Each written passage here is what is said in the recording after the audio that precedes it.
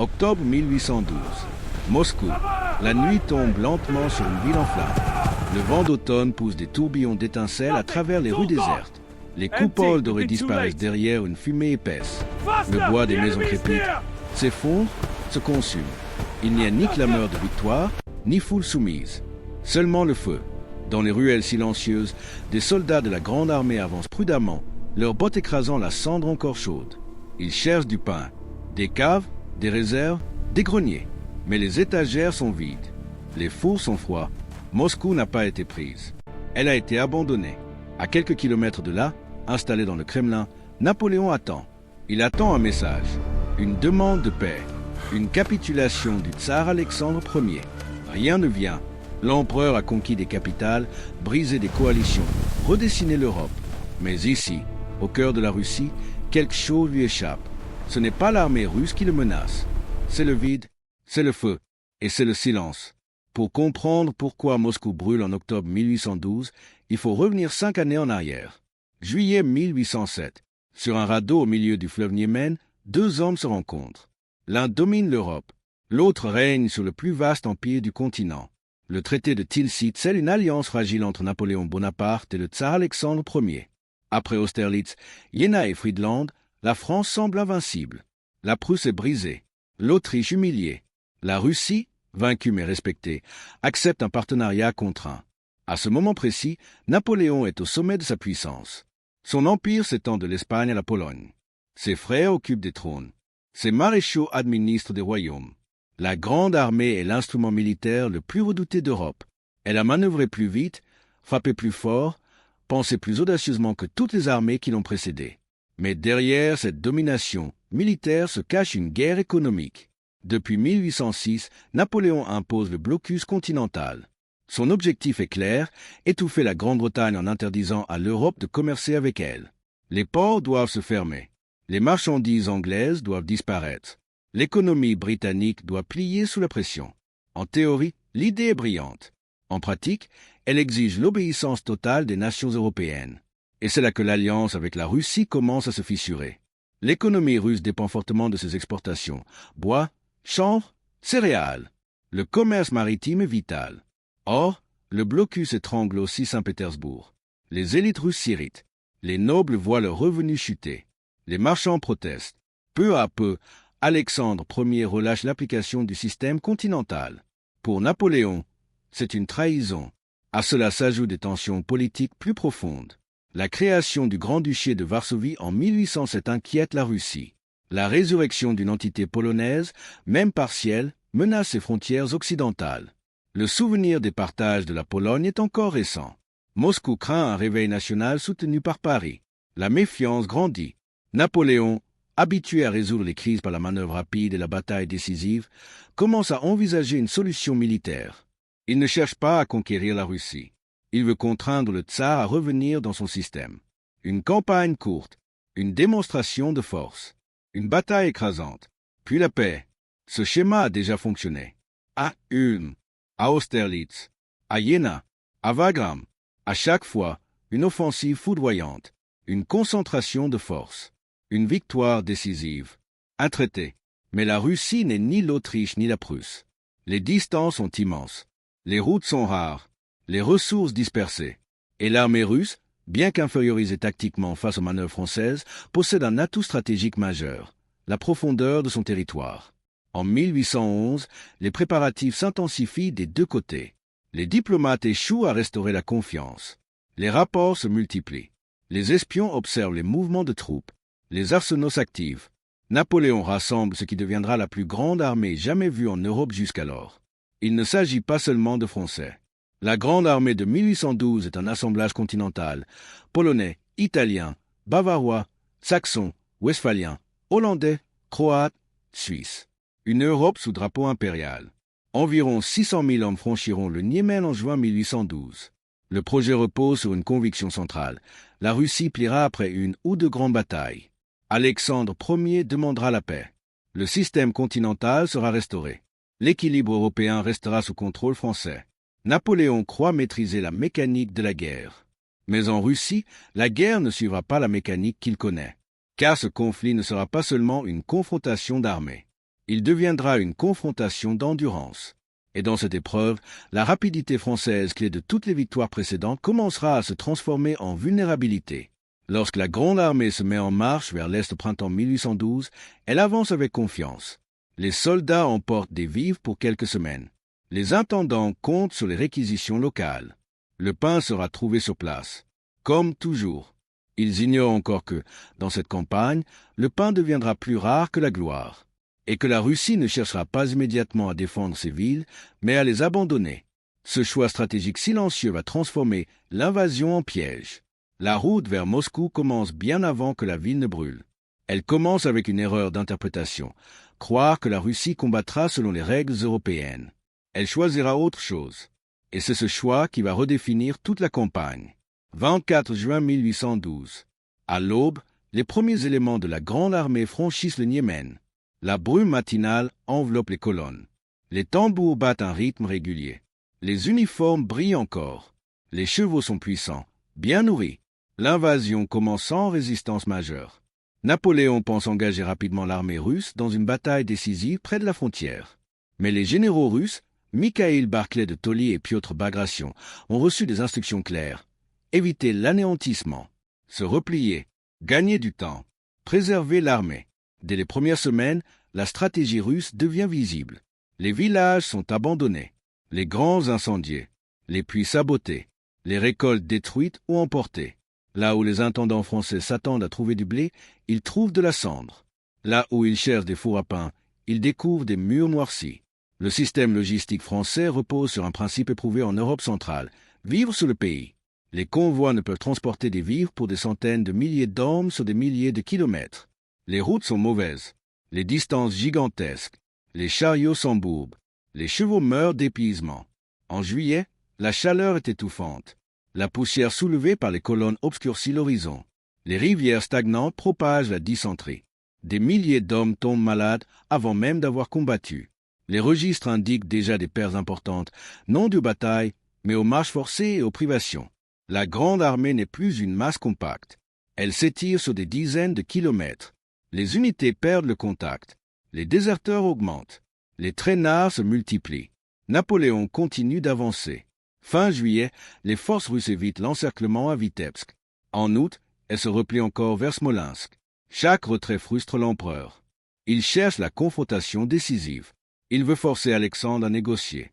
Mais l'armée russe refuse le schéma attendu. À Smolensk, en août 1812, les combats sont violents. La ville brûle. Les pertes sont lourdes. Pourtant, les Russes se retirent à nouveau, laissant derrière eux des ruines fumantes. La route vers Moscou s'ouvre, mais sans victoire décisive. À mesure que la Grande Armée avance, ses effectifs diminuent rapidement. Sur les quelques 600 000 hommes ayant franchi le Niémen, une part significative est déjà hors de combat à la fin de l'été. Les historiens estiment que des dizaines de milliers d'hommes ont disparu avant même la grande bataille de Borodino, victimes de la maladie, de la faim, de l'épuisement. Le problème central devient logistique. Les chevaux, indispensables à l'artillerie et au transport, meurent par milliers faute de fourrage. Sans chevaux, les canons restent immobilisés. Sans chevaux, les convois s'arrêtent. Sans convoi, le pain ne circule plus. Le pain, dans les premiers mois, il est encore distribué, bien que de manière irrégulière. Mais les rations diminuent. Les soldats mélangent de la farine avec de l'eau sale. Ils mangent du cheval mort. Certains consomment des grains crus trouvés dans des champs partiellement brûlés. L'armée la plus puissante d'Europe commence à dépendre de restes carbonisés. Pendant ce temps, la Russie absorbe le choc. Le tsar Alexandre Ier refuse catégoriquement toute négociation tant qu'un soldat français demeure sur le sol russe. Il ne cherche pas à protéger les villes à tout prix. Il cherche à préserver l'armée et à étirer l'ennemi. En août 1812, le commandement russe change. Le vieux général Mikhaïl Koutouzov prend la tête des forces impériales. Plus prudent, plus politique, il comprend que le temps joue en faveur de la Russie. La profondeur du territoire est une arme. L'hiver est une arme. La faim est une arme. Napoléon, lui, raisonne encore selon la logique des campagnes précédentes. Il avance, convaincu que Moscou est le centre de gravité politique et psychologique de la Russie. Capturer Moscou, pense-t-il, équivaut à forcer la paix. Cette hypothèse n'a jamais été testée. Et pourtant, toute la campagne repose désormais sur elle. Début septembre, Les deux armées convergent enfin vers une confrontation majeure près du village de Borodino, à environ 125 km de Moscou. Pour la première fois depuis le début de l'invasion, les Russes semblent prêts à livrer une bataille générale. Napoléon croit voir la confirmation de son intuition. Une grande bataille, une victoire éclatante, puis la paix. Mais ce qui s'annonce ne sera ni rapide ni décisif. La grande armée arrive à Borodino déjà affaiblie, étirée, privée de ressources stables. Ses soldats avancent avec discipline, mais la fatigue est visible. Les uniformes sont usés, les chaussures déchirées, les rations insuffisantes. La campagne qui devait être brève devient longue. La marche qui devait nourrir l'armée commence à la dévorer. Et sur les plaines de Borodino, Napoléon va chercher la bataille qui, selon lui, doit tout résoudre, sans encore comprendre que même une victoire ne suffira peut-être plus. Au seuil de Borodino, la campagne de Russie peut être observée sous plusieurs angles. Non comme une simple marche vers Moscou, mais comme une collision de visions du monde.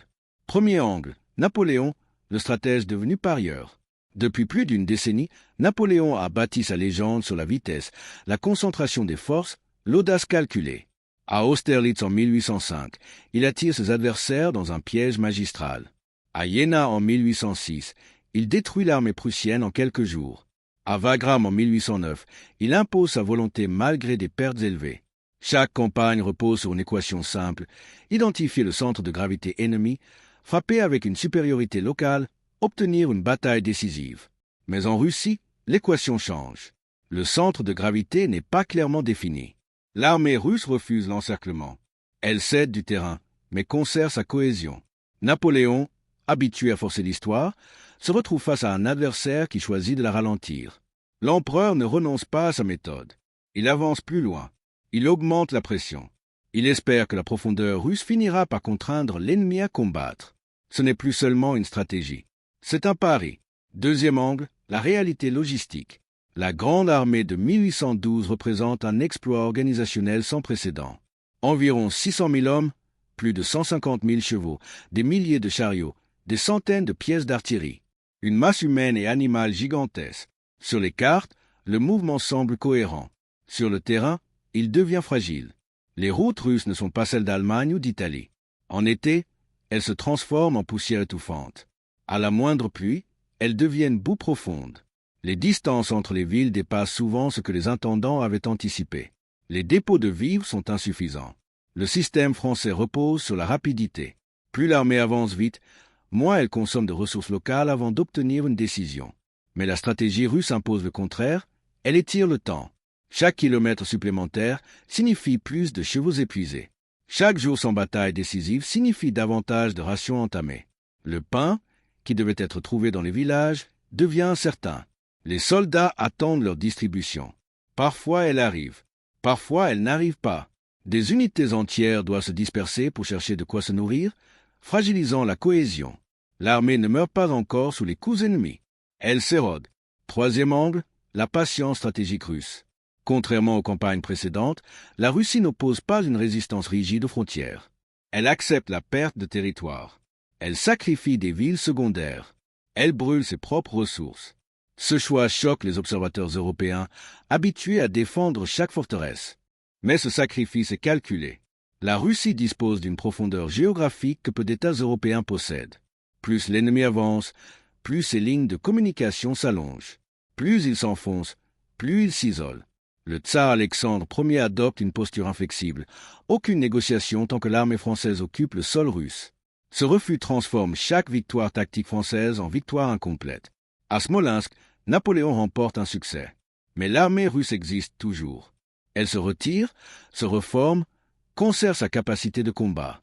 Cette endurance modifie la nature même du conflit. La guerre cesse d'être une série d'opérations brillantes. Elle devient une épreuve d'usure. Et dans une guerre d'usure, la supériorité tactique ne garantit pas la victoire stratégique. À l'approche de Borodino, ces trois dynamiques convergent. Napoléon reste convaincu qu'une grande bataille résoudra tout. La logistique française montre déjà des signes de rupture. La Russie accepte de perdre du terrain pour gagner du temps. Les soldats, eux, ne voient pas encore l'ampleur du piège. Ils savent seulement que la marche est longue, que le pain est plus rare, que l'ennemi recule sans s'effondrer. Borodino apparaît alors comme la réponse attendue. Enfin, l'armée russe semble prête à tenir position. Enfin, une bataille générale. Mais sous la surface de cette attente, un déséquilibre s'est installé. La grande armée n'est plus la force intacte qui a franchi le Niémen en juin. Elle est fatiguée, réduite, dispersée. Les chiffres exacts varient selon les sources, mais il est probable qu'à l'approche de Borodino, moins de 150 000 à 180 000 combattants pleinement opérationnels soient présents dans la zone immédiate, loin des 600 000 du départ. L'écart est immense. Et pourtant, Napoléon croit encore que la mécanique de la bataille décisive fonctionnera. Borodino sera le test, non seulement pour l'armée française, mais pour l'idée même que la guerre peut toujours être contrôlée par le génie d'un seul homme. Quatrième angle, les attentes des soldats face à la réalité. Lorsque la grande armée franchit le Niémen en juin 1812, beaucoup croient à une campagne brève. Les officiers évoquent une marche rapide, une grande bataille, puis un traité. La réputation de Napoléon alimente cette confiance. Depuis des années, la guerre impériale suit un rythme presque mathématique. Concentration, choc, effondrement adverse. Les soldats transportent quelques jours de vivres. Ils s'attendent à trouver le reste sur place. En Europe centrale, cela a toujours fonctionné. Les villages fournissent du grain. Les fours chauffent. Le pain circule. Mais en Russie, les fours sont vides. Les maisons sont abandonnées avant l'arrivée des colonnes françaises. Les paysans emportent leurs réserves ou les détruisent. Les champs sont incendiés. Les soldats pénètrent dans des villages silencieux, traversent des rues désertes, inspectent des granges noircies. Ils trouvent parfois des restes carbonisés, rarement de quoi nourrir des régiments entiers. Peu à peu, l'illusion d'abondance disparaît. Les lettres envoyées en France, lorsque les courriers parviennent encore à circuler, évoquent la fatigue et l'étrangeté du paysage. L'horizon semble infini. Les distances paraissent irréelles. Chaque jour de marche ne rapproche pas d'une fin visible. Les hommes commencent à comprendre que cette campagne ne ressemble à aucune autre. Cinquième angle, le climat et la géographie comme adversaires invisibles. L'image populaire associe souvent la campagne de Russie au froid extrême. Pourtant, les premières difficultés surviennent en été. Les températures élevées de juillet et d'août provoquent des maladies. L'eau stagnante favorise la dysenterie. Les longues marches sous le soleil épuisent hommes et chevaux.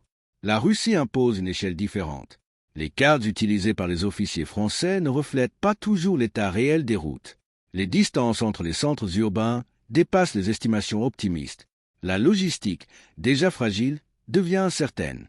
Lorsque l'automne approche, la situation se complique encore.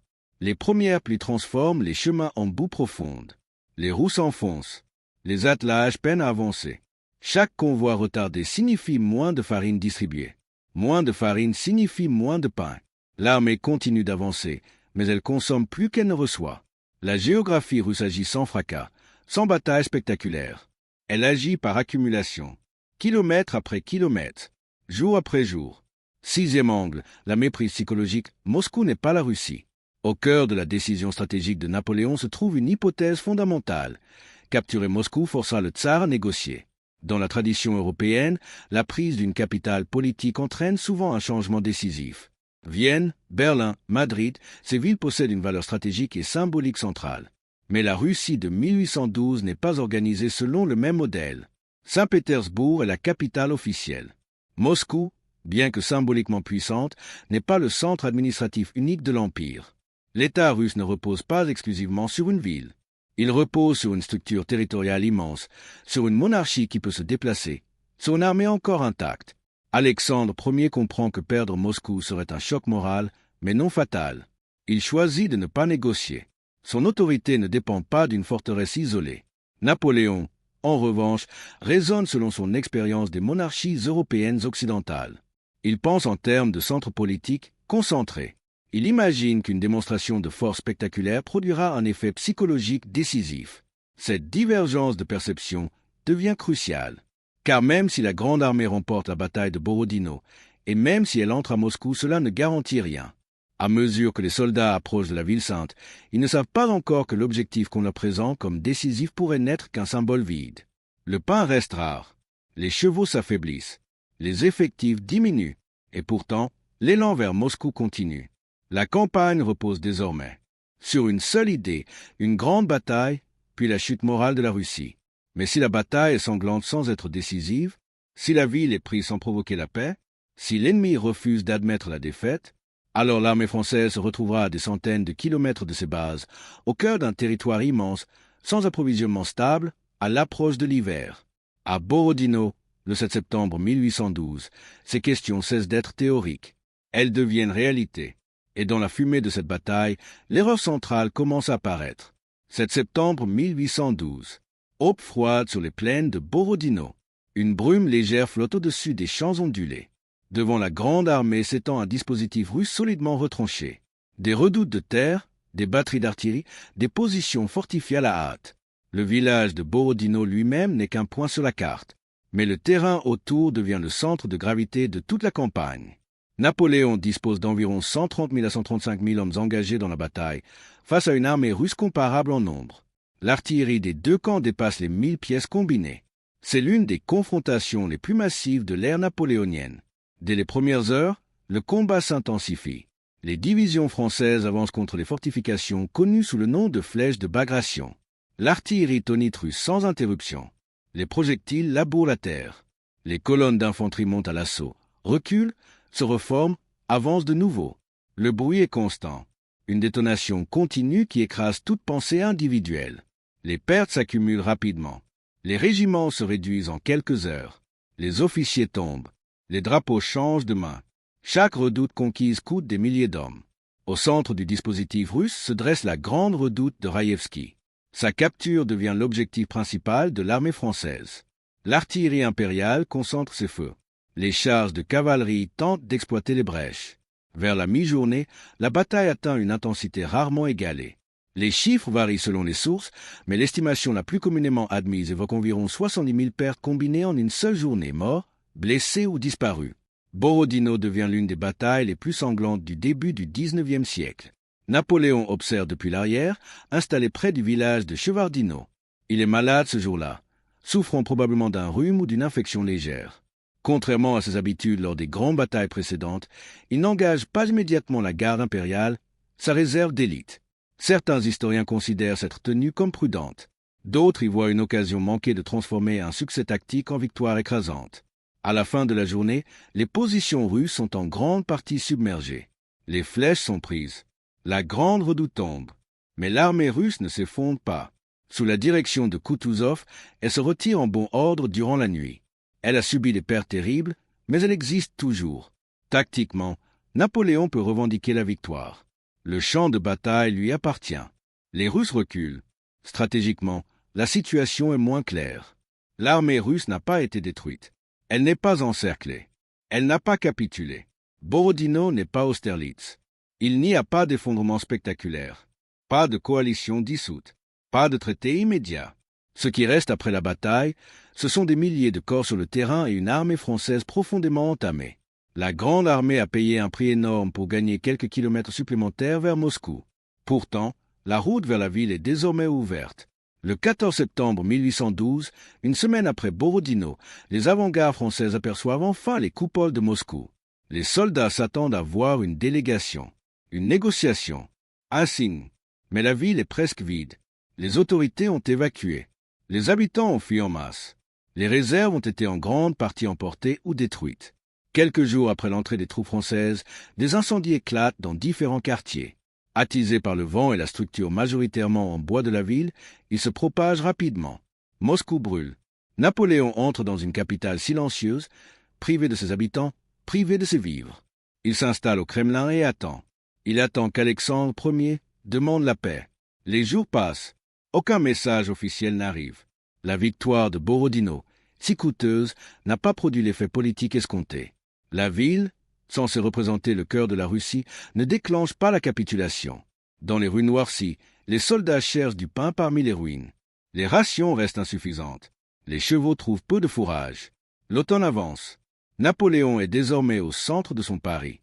Il a remporté la bataille qu'il cherchait. Il a pris la ville qu'il considérait décisive. Et pourtant, la guerre n'est pas terminée. Elle vient peut-être seulement de changer de nature. Septembre 1812. Moscou. Les flammes ne s'éteignent pas en une nuit. Pendant plusieurs jours, le feu progresse quartier après quartier. Des entrepôts explosent. Des maisons s'effondrent. Les soldats tentent d'éteindre les incendies, mais l'eau manque, les pompes sont rares et le vent attise les brasiers. Selon les témoignages contemporains, une grande partie de la ville est détruite. Les estimations varient, mais plus des 2 tiers des bâtiments auraient été endommagés ou réduits en cendres. Ce qui devait être un quartier d'hiver potentiel devient un paysage noirci. Napoléon installe son quartier général au Kremlin. Il attend un geste d'Alexandre Ier. Une lettre, une proposition, une médiation. Rien ne vient. Le tsar, depuis Saint-Pétersbourg, refuse toute négociation tant que la grande armée occupe le territoire russe. Il considère la perte de Moscou comme un sacrifice nécessaire. L'armée russe, bien qu'éprouvée à Borodino, se reforme au sud de la ville. Elle reste opérationnelle. Chaque jour passé à Moscou aggrave la situation française. Les réserves alimentaires sont limitées. Les distributions deviennent irrégulières. Le pain, déjà rare avant Borodino, devient précieux. Les soldats fouillent les décombres. Ils récupèrent des sacs de farine brûlée, parfois mélangés à des débris. Ils rationnent. Les chevaux meurent en nombre croissant. Sans fourrage, sans abri suffisant, ils s'effondrent. Or, chaque cheval perdu signifie un canon immobilisé, un chariot abandonné, une capacité de transport réduite. Napoléon hésite. Il pourrait se replier plus tôt, avant l'arrivée du froid. Mais quitter Moscou sans traité serait admettre que la prise de la ville n'a rien résolu. Il espère encore un revirement diplomatique. Il estime que la Russie ne peut supporter indéfiniment la perte de sa cité historique. Les jours deviennent des semaines. Octobre approche. Les températures baissent. Les premières gelées nocturnes apparaissent. Les uniformes ne sont pas adaptés à un hiver prolongé. La campagne devait être terminée depuis longtemps. Le 19 octobre 1812, après plus d'un mois d'attente, Napoléon ordonne enfin la retraite. Ce moment marque la bascule. La décision n'est pas simplement un mouvement stratégique. Elle est la reconnaissance implicite que l'objectif politique, contraindre Alexandre à négocier, a échoué. La grande armée quitte Moscou chargée de ce qu'elle peut emporter. Des chariots surchargés, des blessés, des traînards. Les colonnes s'étirent à nouveau, mais cette fois, elles avancent vers l'ouest, affaiblies, à l'approche de l'hiver. Napoléon envisage d'abord une retraite vers le sud, par des régions moins dévastées, afin de trouver des ressources. Mais l'armée russe, désormais plus agressive, bloque certains axes. Les combats de Maloye-Yaroslavl, fin octobre, compliquent la manœuvre. Finalement, la grande armée est contrainte de reprendre en grande partie la route déjà ravagée à l'aller, la route de Smolensk. Mais cette route n'a plus rien à offrir. Les villages déjà incendiés en été sont toujours vides. Les champs sont gelés, les réserves inexistantes. Les soldats avancent dans un paysage qu'ils ont eux-mêmes traversé quelques mois plus tôt, alors encore plein d'espoir. Désormais, ils marchent vers l'ouest sans illusion. Début novembre, le froid s'intensifie brutalement. Les températures chutent en dessous de zéro. Les premiers épisodes de neige apparaissent. Les récits évoquent des nuits glaciales où des hommes s'endorment et ne se réveillent pas. Le pain disparaît presque totalement des distributions régulières. Certains régiments ne reçoivent plus rien pendant plusieurs jours. Les chevaux morts deviennent une source de nourriture. Les chariots sont abandonnés pour alléger les colonnes. La discipline se fragilise. Les unités se mélangent. Les traînards forment des groupes isolés, vulnérables aux attaques de Cosaques et aux détachements russes. L'armée qui avait franchi le Niémen avec assurance ressemble désormais à une masse désorganisée, luttant contre la faim, le froid et la fatigue. Napoléon reste présent au cœur du dispositif, tentant de maintenir l'ordre. Il organise des arrière-gardes, protège les ponts, tente de préserver ce qui peut l'être. Mais la réalité stratégique est implacable, l'armée est trop loin de ses bases, trop réduite, trop dépendante d'une logistique déjà brisée. Le pari initial apparaît alors dans toute sa clarté. Capturer Moscou n'a pas contraint la Russie à la paix. La bataille décisive n'a pas détruit l'armée ennemie. Le temps, au lieu de servir la France, a servi la Russie. La plus grande armée d'Europe recule dans un territoire hostile, sans approvisionnement stable, face à un adversaire qui gagne en confiance. Ce n'est plus une campagne d'offensive brillante. C'est une lutte pour la survie. Et sur les routes glacées de Russie, l'erreur fondamentale de Napoléon croire qu'une capitale prise équivaut à une guerre gagnée se transforme en catastrophe en devenir. Novembre 1812. La retraite n'est plus un mouvement ordonné. Elle devient une course contre l'hiver. Les températures chutent brutalement au début du mois. Certaines estimations contemporaines évoquent des températures descendant en dessous de 20 degrés Celsius lors des vagues les plus intenses. Les hommes ne disposent pas d'équipements adaptés. Les manteaux sont usés. Les bottes déchirées laissent passer le gel. La neige recouvre les chemins. Les traces disparaissent. Les repères se brouillent. Les soldats marchent en silence, le souffle visible dans l'air glacé. Ceux qui tombent ont peu de chance de se relever. L'épuisement transforme chaque halte en risque mortel. S'endormir signifie souvent mourir. Le pain a presque totalement disparu des distributions régulières. Les boulangeries de campagne sont inexistantes. Les fours russes ont été détruits. Les réserves consommées depuis longtemps. Certains régiments survivent avec des morceaux de viande gelée arrachés aux chevaux morts. Les chevaux, justement, s'effondrent par milliers. Sans fourrage, affaiblis par des mois de campagne, ils succombent rapidement au froid. L'artillerie lourde doit être abandonnée. Les chariots sont incendiés pour ne pas tomber aux mains de l'ennemi. Les canons laissés sur la route témoignent de la désintégration progressive de la puissance militaire française. Chaque pièce d'artillerie abandonnée représente plus qu'un objet perdu. Elle symbolise la réduction de la capacité de résistance. La cohésion s'effrite. Des groupes de soldats isolés quittent les colonnes principales pour chercher de la nourriture. Beaucoup ne reviennent pas. Les Cosaques russes harcèlent les flancs. Ils attaquent les traînards, capturent les retardataires, entretiennent une pression constante. Ce ne sont pas des batailles rangées, mais une érosion continue. À Smolensk, mi-novembre, la Grande Armée espère trouver des réserves importantes. La ville avait servi de dépôt lors de l'avance vers Moscou, mais ce qui reste est insuffisant pour nourrir des dizaines de milliers d'hommes affamés. Le chaos s'installe. Autour des entrepôts, les distributions dégénèrent. La discipline vacille. L'armée continue vers l'ouest. Fin novembre 1812, un nouvel obstacle majeur se dresse, la rivière Bérésina. Les forces russes convergent pour couper la retraite française. Les armées de Tchitchagov, Wittgenstein et Kutuzov manœuvrent pour encercler ce qui reste de la Grande Armée. La situation est critique. Entre le 26 et le 29 novembre, les Français entreprennent la traversée de la Bérésina près du village de Studianka. Les pontonniers, dans une eau glacée, construisent 2 ponts sous la pression ennemie. Les conditions sont extrêmes. Les soldats traversent dans la confusion. Les chariots s'entassent. Les blessés tentent de suivre. Les combats sont violents sur les rives. Les pertes sont lourdes. Les estimations varient, mais plusieurs dizaines de milliers d'hommes, soldats et civils accompagnant l'armée sont tués, capturés ou noyés durant ces journées. Et pourtant, malgré la catastrophe humaine, une partie significative des forces parvient à franchir la rivière. La Bérésina n'est pas un anéantissement total. Elle est un passage sanglant. Après la traversée, ce qui reste de la Grande Armée continue sa marche vers l'ouest. Mais l'armée qui franchit la frontière russe en décembre 1812 n'a plus rien de commun avec celle qu'il avait franchie en juin. Sur environ 600 000 hommes engagés au départ, les historiens estiment que moins de 100 000 repassent le Niémen en ordre plus ou moins organisé. Les pertes totales, morts, blessés, prisonniers, disparus, dépassent probablement 400 000 hommes.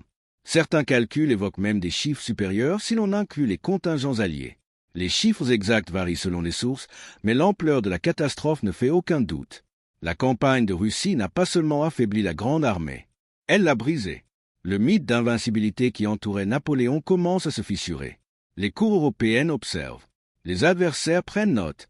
L'homme qui avait redessiné la carte du continent vient de perdre la plus grande armée jamais rassemblée sous son commandement. Et cette perte ne peut être compensée en quelques mois. La retraite se termine, mais ses conséquences ne font que commencer. Décembre 1812. Napoléon quitte l'armée le 5 décembre à Smorgony pour regagner Paris en toute hâte. Il confie le commandement à Joachim Murat. Le geste est stratégique. Il doit préserver le pouvoir politique en France. Mais symboliquement, l'image est puissante. L'empereur abandonne une armée en ruine pour sauver son trône. À Paris, le discours officiel minimise la catastrophe. Les bulletins parlent des rigueurs climatiques, exaltent le courage des soldats, soulignent que l'ennemi n'a pas remporté de victoire décisive. Techniquement, l'armée russe n'a pas détruit totalement la Grande Armée dans une bataille unique. Mais l'Europe ne se contente pas des bulletins. Les cours étrangères comprennent immédiatement l'ampleur du désastre. La Prusse, humiliée depuis 1806, perçoit une opportunité historique. L'Autriche, prudente, observe avec attention. La Russie, désormais portée par un élan moral immense, poursuit son avancée vers l'ouest. L'année 1813 commence sous un nouveau climat stratégique. La campagne de Russie a changé l'équilibre psychologique du continent. Avant 1812, affronter Napoléon signifiait risquer une destruction rapide. Après 1812, il devient évident que l'empereur peut être affaibli par l'espace, par le temps, par la persévérance. Son génie tactique n'est pas suffisant face à une guerre d'usure à grande échelle. En février 1813, la Prusse signe la convention de Calich avec la Russie, rejoignant officiellement la lutte contre la France. Ce ralliement marque le début de la 6e coalition. L'Angleterre finance l'effort. La Suède, sous le commandement de l'ancien maréchal français Bernadotte, se joint à l'alliance. L'Autriche, après hésitation, entrera également dans la guerre plus tard dans l'année. Ce que la campagne de Russie a accompli dépasse les pertes humaines. Elle a brisé la peur. Les États européens comprennent que l'Empire français peut être repoussé, que ses armées peuvent être détruites loin de leur base, que Napoléon peut commettre une erreur stratégique majeure. La reconstruction militaire française en 1813 est rapide, mais incomplète. Napoléon lève de nouvelles conscriptions. Des jeunes soldats, souvent surnommés les Marie-Louise, remplissent les rangs, mais ils manquent d'expérience. La cavalerie, décimée en Russie par la perte massive de chevaux, ne peut être reconstituée immédiatement. Or, sans cavalerie efficace, la poursuite après victoire devient difficile. La reconnaissance stratégique est limitée. La mobilité, jadis à tout majeur, est réduite. Les campagnes de 1813 montrent encore le talent de Napoléon. Il remporte des succès à Lutzen et Bautzen. Mais ces victoires ne produisent plus les effets décisifs du passé. Les coalitions apprennent. Elles coordonnent mieux leurs armées. Elles évitent l'affrontement isolé. En octobre 1813, à Leipzig, lors de la bataille des Nations, Napoléon affronte une coalition massive.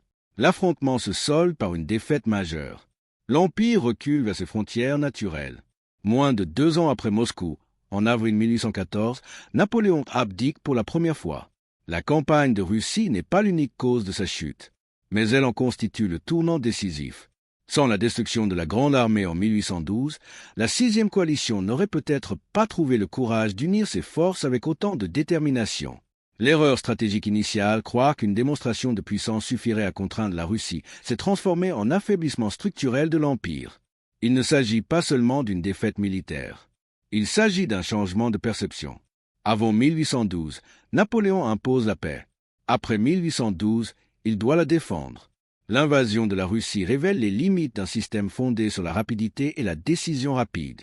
Elle montre qu'un empire continental ne peut survivre indéfiniment à des campagnes d'extension permanente. Et au cœur de cette transformation demeure un contraste frappant. La plus grande armée d'Europe, privée de pain sur les routes de Russie, incapable de convertir une victoire tactique en victoire politique. L'Europe retient la leçon.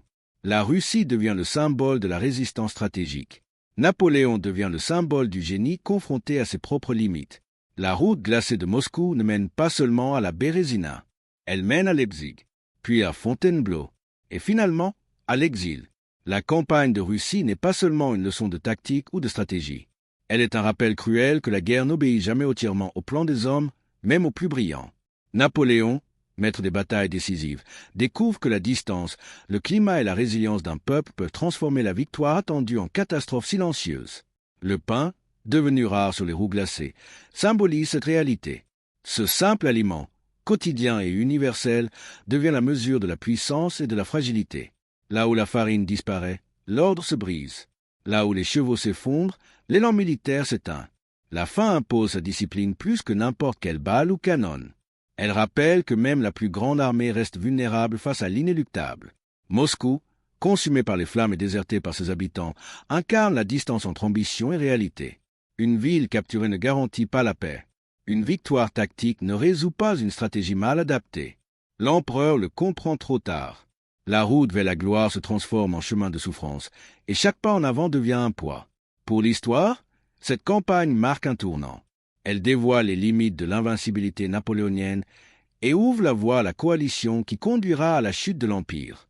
Pour les hommes, elle est un témoignage de courage et d'endurance, de sacrifice que le temps ne peut effacer.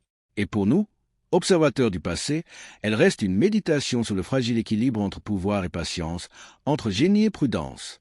L'ambition peut être immense, les batailles spectaculaires, mais la nature, le temps et la volonté d'un peuple savent toujours imposer leurs lois. La campagne de Russie rappelle que la grandeur se mesure autant à la résilience qu'à la conquête, et que le véritable contrôle sur les hommes ou sur l'histoire n'est jamais complet. Dans le silence des plaines enneigées, dans le crépitement des incendies de Moscou, résonne une vérité immuable. La liberté et la survie d'un peuple ne se prennent pas, elles se préservent.